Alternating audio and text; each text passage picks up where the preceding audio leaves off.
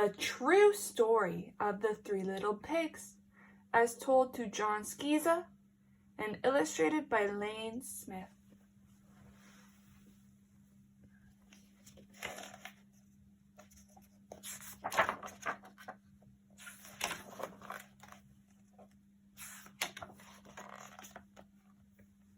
Everybody knows the story of the three little pigs, or at least I think they do.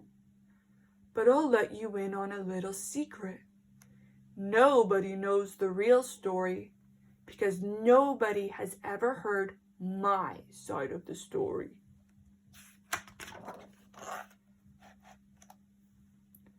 I'm the wolf, Alexander T. Wolf. You can call me Al.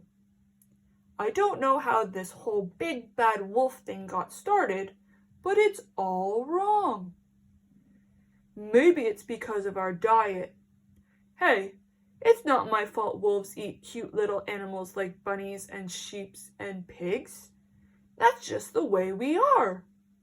If cheeseburgers were cute, folks would probably think you were big and bad too.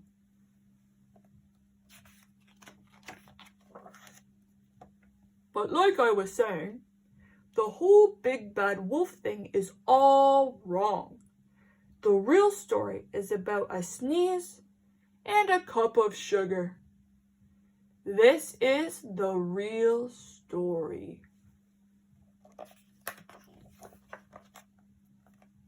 Way back, in Once Upon a Time, I was making a birthday cake for my dear old granny. I had a terrible sneezing cold, and I ran out of sugar.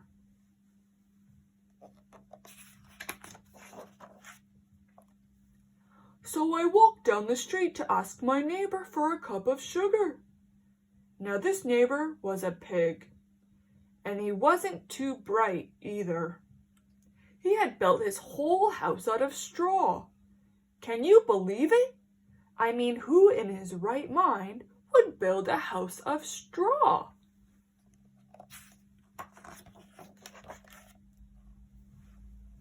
So of course, the minute I knocked on the door, it fell right in.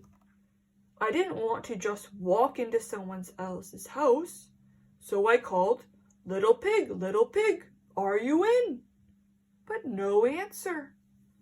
I was just about to go home without the cup of sugar for my dear old granny's birthday cake. That's when my nose started to itch. I felt a sneeze coming on. Well, I huffed and I snuffed.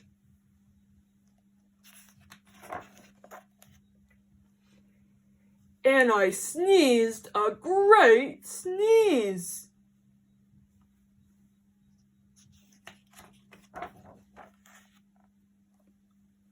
And you know what? That whole straw house fell down. And right in the middle of the pile was the first little pig. I think he was dead. He had been home the whole time. It seemed like a shame to leave a perfectly good ham dinner lying there in the straw. So I ate it up. Think of it as a big cheeseburger just lying there.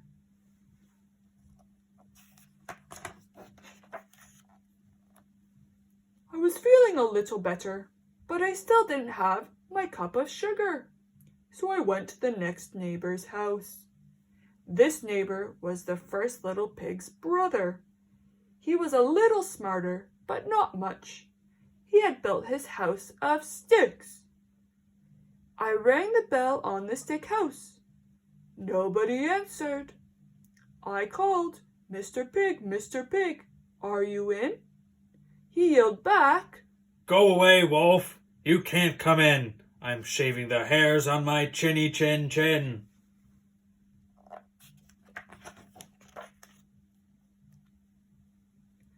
I had just grabbed the doorknob when I felt another sneeze coming on. I huffed and I snuffed and I tried to cover my mouth, but I sneezed a great sneeze. And you're not going to believe it, But this guy's house fell down just like his brother's. When the dust cleared, there was the second little pig. He was dead too. Wolf's honor.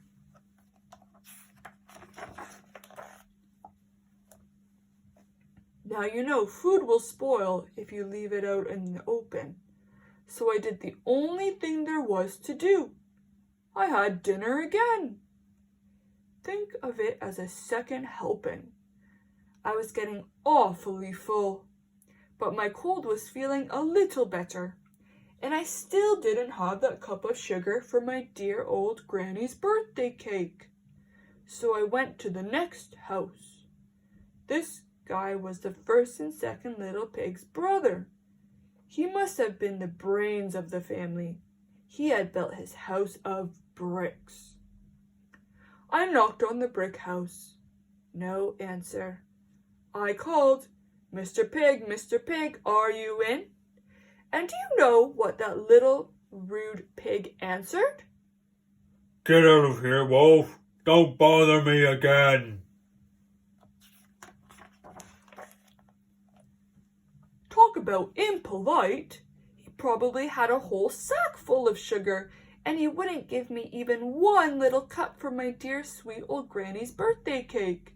What a pig! I was just about to go home and maybe make a nice birthday card instead of a cake when I felt my cold coming on.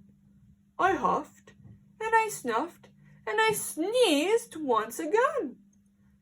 Then the third little pig yelled, And your old granny can sit on a pin.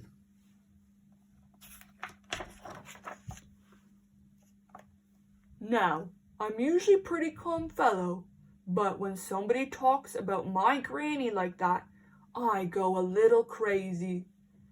When the cops drove up, of course I was trying to break down the pig's door. And the whole time I was huffing and puffing and sneezing and making a real scene.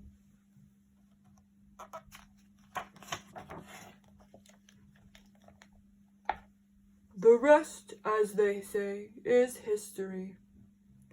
The news reporter found out about the 2 pigs I had for dinner. They figured a sick guy going to borrow a cup of sugar didn't sound very exciting.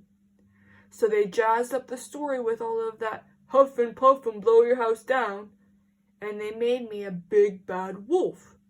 That's it. The real story. I was framed.